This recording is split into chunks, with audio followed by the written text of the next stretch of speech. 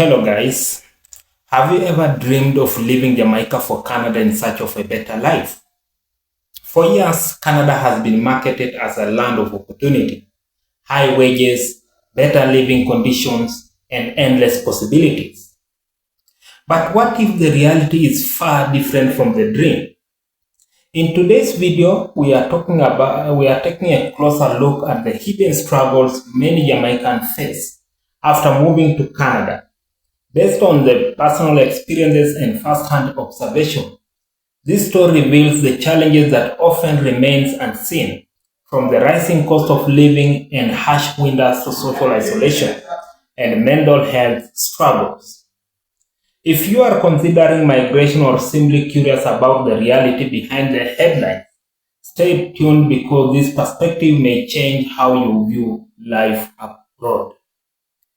Thank you. This is Indicator Commentary. Welcome. Continue sharing, subscribing, and thank you for all that have been following this channel. Remember to subscribe, share, and comment. Thank you. Let's continue to dive in this video. Don't stay tuned. Jamaican men are depressed over here in Canada. Listen, can we talk about how a Jamaican man can get depressed when he comes to Canada? A lot of people had warned me about this before my husband came to Canada, that listen, don't force him, let him come on his own time, because when the Jamaican man them come to Canada, it take a toll on them, and especially if the man was coming from a situation where he was in a corporate job, where he was getting paid a really good salary with benefits and all of that.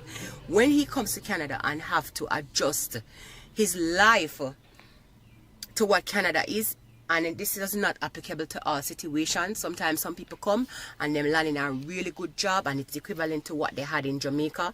I'm not talking about those circumstances. I'm talking about, you know, when the man come to Canada and he have to do something completely different from what he used to doing back home in Jamaica. That will take a toll on your man. When I say that will take a toll on your man, that will take a toll on your man. And I know coming to Canada is an opportunity for a lot of people. A lot of other men there and them well on the bus, and them when them come to Canada, them get to do things that they never did before with themselves. Not talking about those people either.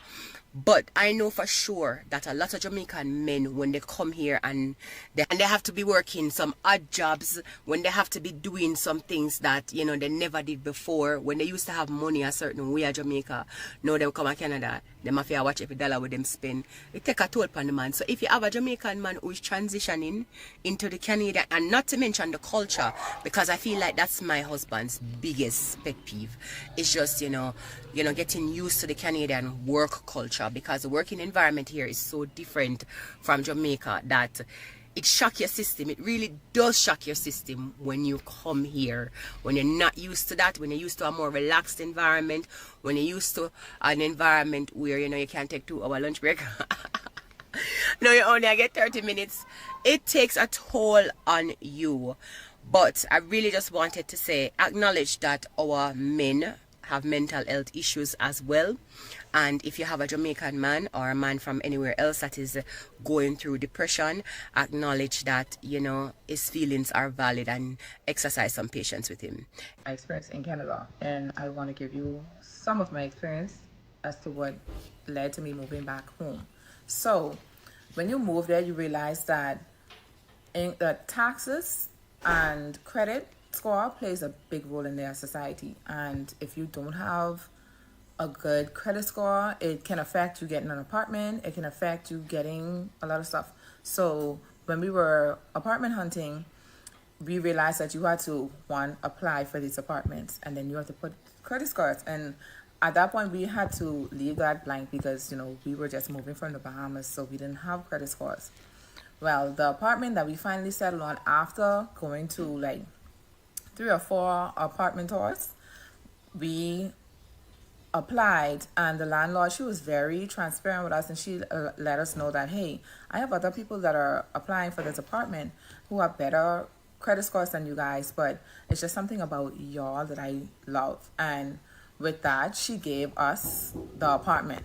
Now, when we got into all of the expenses that came along with the apartment, we had to pay, because we didn't have credit score, we had to prove that we can afford this apartment. So we had to pay 4 months of rent in advance on top of the security deposit and the last month's rent. So all of that totaled to like 10K.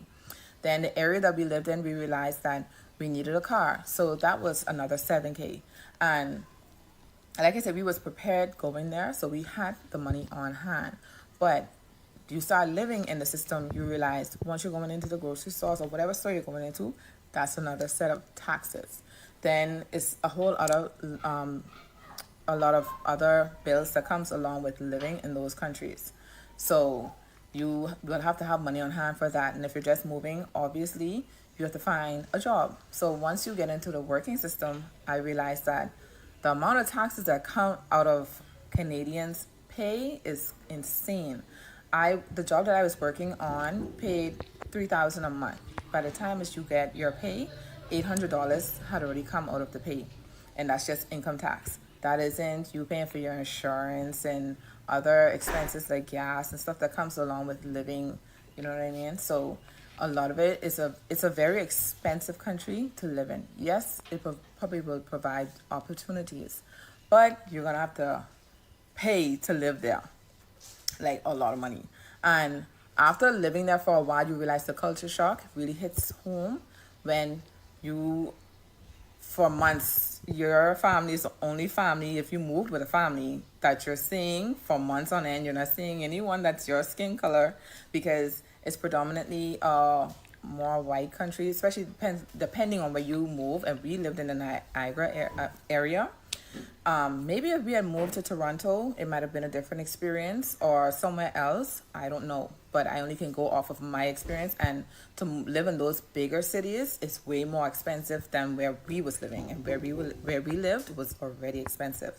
And when you first move there, it's great, especially if you move in the summertime. It's great, the weather's great, and then the weather change happens, and you get down into October where it starts to snow. And man, when I tell you, that is very taxing on the body and the mental. You come outside and you're just grateful that the sun is out, because you gone weeks without seeing the sun. Mind you, it's still freezing, but you're seeing the sun. Like, it affects you a lot. Winter blues is a serious thing over there, and you can become depressed. And a lot of that played a role in my decision to move back home. Then we started to think, okay, if we're gonna make over here our home, we want to get a home. When we started looking at the cost of homes over there, just a 2-bedroom house in the area that we were looking at was like $500K plus. At that point, you're becoming a slave to mortgage. You'll be paying that mortgage until probably the day you die, because it's so expensive depending on your job. And all of that, we compared living there and living in the Bahamas, in which when we left, our jobs weren't that bad. Our lives in the Bahamas wasn't that bad. So for us, it wasn't a hard decision to say, okay, well, we probably could move back home where we would have a better quality of life. So for some people, it might be different. Your experience, that's why I keep saying I'm only giving it off of my experience and based off of my life. I cannot speak for anyone else. Someone else might be in Canada living the best life compared to what they lived in the Bahamas, in which it works for people like that. But for me, where life wasn't that bad, it wasn't that hard of a decision to say, hey, I'd rather come home and continue my life home, which that worked for me. My daughter, she lived in Canada with us whilst we were there. She loved it. She wants to go back to college, and I don't mind her going back there, because like I say, for a single person, maybe it's a different experience. Especially someone who's young going off to college, it might be different. But you have even persons who were living over there during our time, and they were in college, and they moved back home too. So, everyone's experience is just different. And all I tell you is, if you're going to move there, save, be prepared for the culture shock. Be prepared to hit speed bumps and know that it's not going to be easy all the time. Even as simple as us getting our driver's license, it was hard. You have to do your research with everything. Think about your life. Think about everything in your life that makes life worth living for you, and do your research on it. You want to get a car, do your research on it. driver's license, do your research. Apartment hunting, you have to do your research. Even in terms of the area that you live in, the area that you live in might affect the amount of jobs that are available, because the area that we was is a small amount of people, and because of that, the job availability wasn't the moving to Canada and then moving back to the Bahamas. It honestly gave my husband and myself a newfound appreciation for the Bahamas, because you realize that life back home isn't as bad as you think it is. But sometimes you have to move in order to realize that. And for us, we was able to get our scratch our itch and go over there, live for a little while, and then come back home. And life home is great for us. Like, we were able to move back home, get our home. We're now, you know, we have a kid, another child, and it's not as bad as we thought it would have been. So, like I say, everyone's life is different, everyone's experiences are different, and you just have to experience certain things for yourself. But I'm just giving it based off of what I experienced. I'm so sick of this shit. I have no quality of life. I somehow allow people to convince me that, you know, a good life and a successful life is owning a home, owning a car, you know, having this career, and, you know, taking a student loan to, you know, advance that career, only to find out that when you do all of these things, you become a slave. You acquire all these material things that the bank owns, and all you do is live with the debt of trying to pay for it. And when you realize you have no quality of life, this is May. It is so freaking cold outside, and you know, you can't get to enjoy your life. So even the things that you're buying to say, yeah, I've accomplished these things, you're not getting a chance to enjoy, because you live in people's workplace. You're like a slave to this thing. It's the worst, and you're not enjoying your life. And you're surrounded by all these bills and more bills, and you realize that somebody tricked you into thinking that borrowing money from the bank to buy a house, and, you know, borrowing money to buy a car and all these things only make you, you know, stuck in the matrix. I'm annoyed. I am so sick of it. And at the end of the day, you know, you get sick and you're not living any quality of life. Now, if you want to leave from wherever you are in the world to come and experience this, I'm not going to tell you to stop. I'm just sick of it.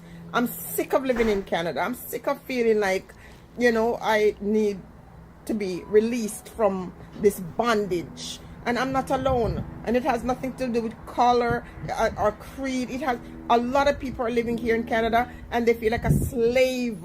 They're not enjoying their life. They're miserable.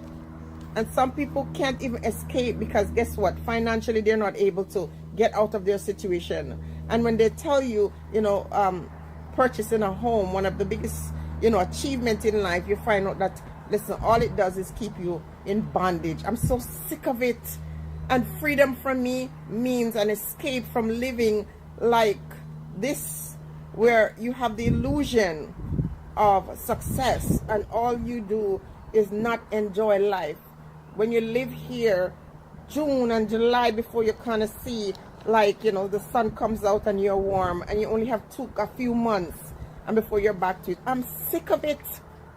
So I'm not telling any Jamaican, and I'm not telling anybody, because they always mistake when you complain. And for those of you who are going to come and say, why don't you leave? I'd love to. And sometimes it's not that easy.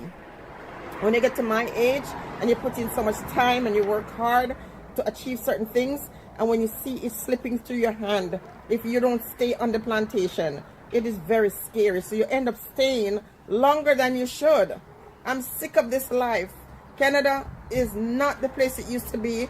Canada invite all of these immigrants into this space, you know, and before you know it, people who have been here paying taxes for decades are left in the side, even though they have worked hard. And people who never contributed nothing, they come here, you know, bring them, take the jobs from the people who are already here for decades and paying taxes. And now, you know, I feel sorry for myself, and I feel sorry for all the other people who have done all the work and now should be benefiting.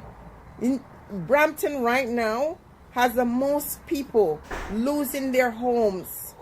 People who work sometimes 2-3 jobs. People who are doing everything to hold on to their shelter.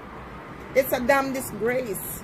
And I just don't want to be the one to contribute to the illusion of being happy or this being that wonderful place. You're better off living somewhere in a one-room board house where you feel freedom and peace and not feel like a slave. So many people are dropping down in their workplace, trying to hold it together, and I don't want to use the D word, but you know, never really getting to enjoy the things that they work for. People are coming out of retirement at 70. What kind of life is this?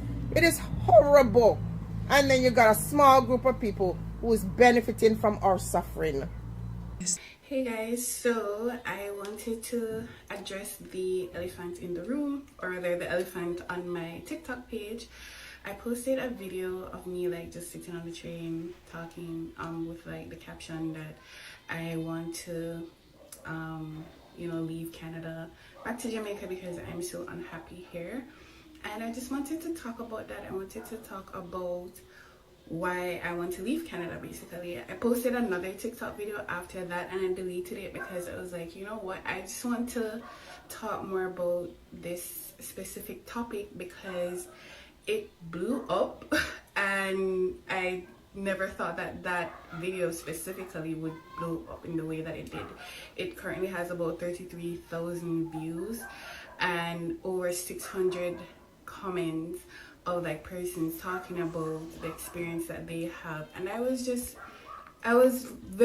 felt very validated. I felt like, oh my god, there's so many other persons that feel exactly the way that I do, and I just want to talk about that.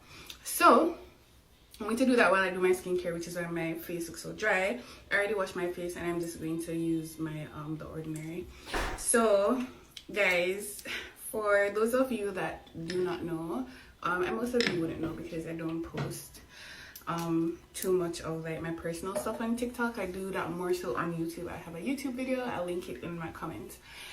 But I came to Canada in August of 2020, like right in the middle of the pandemic, and I have been here in Toronto for almost 3 years. So August this year will be 3 years. So to be honest, I haven't been in Canada for that long, but let me tell you, I want to leave. Like, I want to leave. I am tired of it, and these are the reasons why. So the first thing is that the depression and my my mental health has severely declined since moving to Canada. I've never had this issue before in Jamaica, and I believe the reason for that is just because Canada is a big place.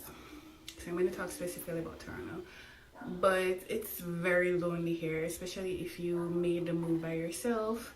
It's very lonely. It's difficult to make friends, and even with friends, there is just not that community, that there is not that camaraderie that you have and feel like back home, like if you're from a small island, you know. So it's like really lonely here. People are very much like, you know, focused with blinders on. They don't really see you, you know. People don't see you. People don't really stop to talk to you on the road. I don't know what it is about North America or just specifically Canada, but it gets very lonely here, and I think for me that was one of the biggest things. The second thing is, before I get into that, I'm going to moisturize with my CeraVe. The second thing is that the weather compiled with the loneliness makes it even harder, and also the weather will exacerbate certain health issues that you know may have had, but it didn't really manifest itself until, you know, you moved. So 6 months out of the year, it's winter here. The seasonal depression is a real thing, and it's just hard. You're inside all the time. You're not getting vitamin D. You're not getting any sun. And then with the, you know, just the fact that people are really not, you know, close-knit. People don't really talk to you. You don't really have a community here. I feel like you have to be here for years to really develop a community, and you'll never really feel like you belong, if that makes sense, as an immigrant. Like, you're here but you don't really feel like you belong. I feel that sometimes. So the weather, the loneliness, and a very important thing the cost of living. I kind of feel like, and listen, take everything that I'm saying with a grain of salt. I should have made a disclaimer. This is my experience. This is how I feel. And I don't want anybody coming for me. But I kind of feel like I was sold something that's not really, oh my God, that's not really how it is. Like, I was sold a dream. I thought that Canada was a particular way. And then when I came here, I felt like I was ripped off. I felt like it was kind of a scam. And granted, things have changed significantly and drastically over the past few years, especially after the pandemic. But boy, when I tell you, the cost of living here is ridiculous. It's ridiculous. Rent prices right now in Toronto average $2,000 to $2,500 for one bedroom, $2,500. And when you compare that to the average wage that person's making in Toronto, which is around $45,000 to $50,000, that makes no sense. An average person in Toronto, an average single person living here will never be able to purchase their own home, and that's a fact. And even if you have a partner, it still would be very, very difficult, and you're going to be house poor. Food prices have risen significantly, and granted, that is there. That's present everywhere right now because of inflation, but coupled with the rising rent prices and just like overall cost of living, just to live, right? It's crazy. So I feel like at this point, like, I made the move for like to get a better life and new opportunities and stuff like that. And to me, it's like, it's not really working out the way I thought that it would be. So I'm like, why am I here? The point of all of this was to come to make a better life, like to be able to afford certain things that I wouldn't necessarily be able to afford if I was in Jamaica. But honestly, it's just not giving. I'm gonna put on sunscreen. So another one of the things that made me really want to move back to Jamaica rather, is just because of the fact that it's also difficult to find a partner. The dating scene really sucks, and when I tell you it is difficult, I've actually done research on why it is so difficult to date in Toronto, or just the pool is empty. I don't know why people are in the pool, but the people them don't make that sense. That's all I have to say about that. It's really difficult to date here and to like find a partner if you are single, and you know that adds to just the loneliness, the sadness, the depression, whatever. Taxes are really high, and that adds to like the overall cost of living. And yeah, like for the most part, I feel like those are the main reasons why it's like so difficult to be here and to adjust and to like see myself here in the long term. Granted, like I am trying my best to be here and to live and to like explore and to experience everything that this city, this country has to offer, and take advantage of the benefits. So with that being said, I mean, I'm still here obviously, but I feel like in the long term, like Canada may not be for me, and those are some of the reasons why. But in the meantime, in between time, I'm going to take every single thing that Canada has to offer, every benefit, every opportunity that comes my way. I'm going to take it until such time I'm ready to leave. So I hope you guys, for the persons that commented that they were feeling the same way, go and hold the faith. You know, just try to stay motivated, try to stay positive, try to meet people, try to go out as much as possible, especially now in the summertime. That's what I'm doing. And yeah, thank you guys so much again for the love and also the support on that video, and I'll see you guys. Hey my beautiful people, yeah, I'm back home. I am home in Jamaica. What an experience. What an experience for me in Canada. I have so many stories. I have so many stories to give. I really and truly like Canada. Differently from the cold, I really like Canada. But you know, coming back to Jamaica, I must say, we as Jamaican who have people living in Canada,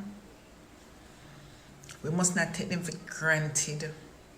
You know, we must not take them for granted.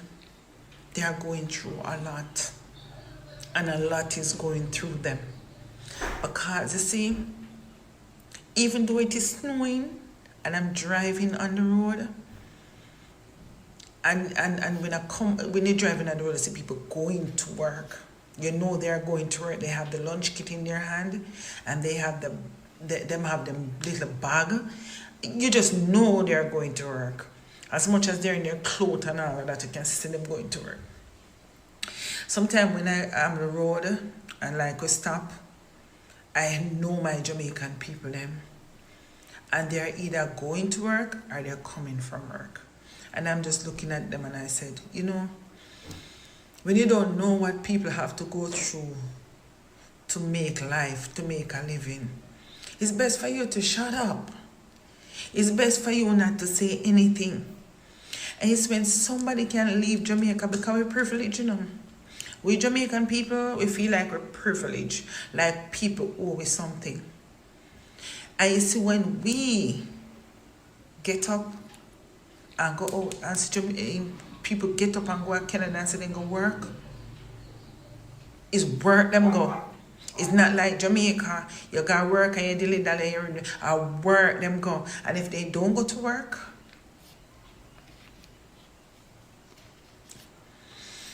we must appreciate them.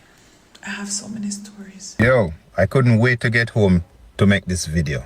I've been holding this back for far too long. I want to ask you people a few questions. I want to ask Canadians in particular a few questions. I live here with my family in British Columbia, Canada. The question is, why when my kids go to the playground, why is it that no white children want to play with them? Why is it that all the white children shy away and look weird or make crazy faces as if they're scorning my kids? The other question is, because I know you might be thinking it's just my kid, but why is it that other non-white parents have the same problem? What are you people telling your children? It's obvious it's nothing good about non-white people, because it's obvious in the children, and this is why racism will never go away. But you know what? I'm not doing this for sympathy or anything. Actually, I don't need any sympathy from anyone. I'm just saying I lived in a few provinces in Canada, and I've seen it many times. Many times. Against me, against my wife. But when it's against my children, that's a different story. And I'm not playing around. My Caribbean people, the ones with the brain, not the ones who are trying to conform, not the ones who are trying to fit in, the ones who understand what's going on. Canada is a very racist country. They act and they say otherwise as if it's not true, but it's true. I've lived it. And now my children are experiencing it. I just want to say for all the racist people, the people who say they are not racist, racism is a form of stupidity. Not just ignorance, stupidity. And if you're a racist person, you are a stupid person. I see my little 4-year-old girl going to the playground to make friends. She approached children and she talked to them, make conversation when kids are playing. And if they're not black, or if they're not non-white, I should say, then it's a no-no. The kids are like acting as if they're scorning my children. Growing up in Jamaica, I know that kids, not just Jamaica, I'm not stupid. I lived in the States too. Kids play with kids. They don't have to introduce themselves to each other. They just see an opportunity to play. But not these children. What is happening? What is happening? What are the parents doing? What are the parents saying? What are the parents telling the kids about black people, about Indian people, about brown people? What are the children, what are the parents doing? I have a home I don't have to stay here and let my kids endure all this stupidity from stupid people. This Canadian life is just an experience. My people, don't be fooled. Don't be fooled. I was not fooled. But when things happen to my kids, then that's a different thing. Different story. One thing, I have to say one thing. One thing. Nothing lasts forever. Tables always turn. Remember? The video begins by challenging the popular belief that moving to Canada automatically guarantees a better future. While Canada offers opportunities, the narrator explains that many migrants arrive expecting financial freedom only to discover a very different reality. One of the biggest challenges is the extremely high cost of living. Housing prices and rent have increased dramatically in recent years, making it difficult for many families to stay financially stable. Even individuals earning what appears to be a good salary often find themselves struggling to pay bills, buy groceries, and keep up with rising expenses. Instead of building wealth, many becomes trapped in a circle of debt and constant financial pressure. Another major issue discussed is Canada climate. For Jamaicans accustomed to sunshine and warm temperatures, the long winter months can be a shocking adjustment.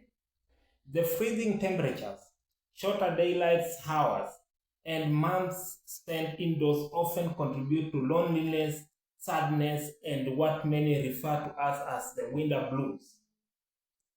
The narrator describes how the weather can affect both physically and mentally well-being, especially for newcomers who are far from family and familiar surroundings.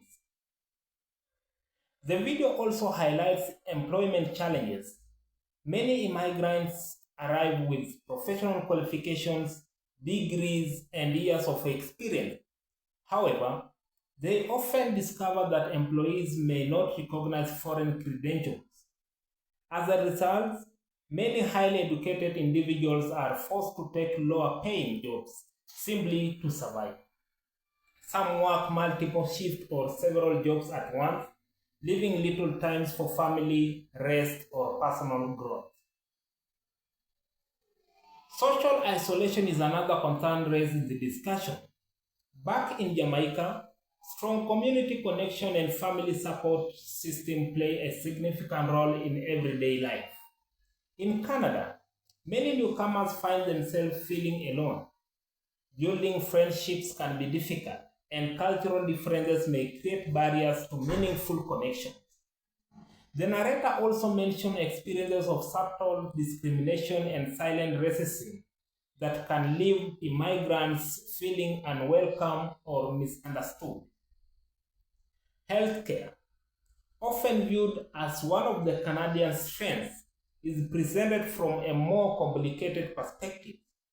While healthcare services are publicly funded, many residents face long wait times and difficult finding family doctors. According to the narrator, these delays can be frustrating and stressful, particularly for individuals with ongoing medical concerns.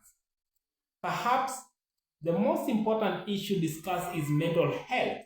The combination of financial stress, isolation, difficult weather conditions, employment struggles, and cultural adjustment can take a serious emotional toll. The narrator points out that many immigrants suffer silently, especially men who may feel pressure to provide for their families while adapting to a completely different environment. These challenges can lead to anxiety, depression, and feeling of hopelessness. Throughout the video, the narrator emphasizes that social media often presents an unrealistic image of life abroad. Many people only share their successes while hiding the sacrifices and hardships they experience behind the scenes. This creates the illusion that everyone living overseas is thriving well, when in reality many are struggling to maintain stability. Eventually, the narrator made the decision to return to Jamaica. After experiencing life in Canada firsthand, she concluded that personal happiness, family connections, community support, and peace of mind were more valuable than the promise of higher earnings abroad. Now, in conclusion, is that the central message of this video is not that Canada is a bad place or that immigration should be avoided. Instead, it serves as a reminder that every major life decision comes with trade-offs. While Canada may offer opportunities, it also presents significant challenges that many people underestimate. Before making the decision to migrate, individuals should research carefully, prepare financially, and understand the realities they may face. The dream of greener pastures can sometimes come with hidden costs that affect both the quality of life and mental well-being. What do you think? Is moving abroad still worth the sacrifice, or do you believe happiness can be found closer to home? Share your thoughts in the comment section below. If you enjoyed this summary, don't forget to like, subscribe, and turn on the notification for more insightful discussion. So thank you for watching and be blessed.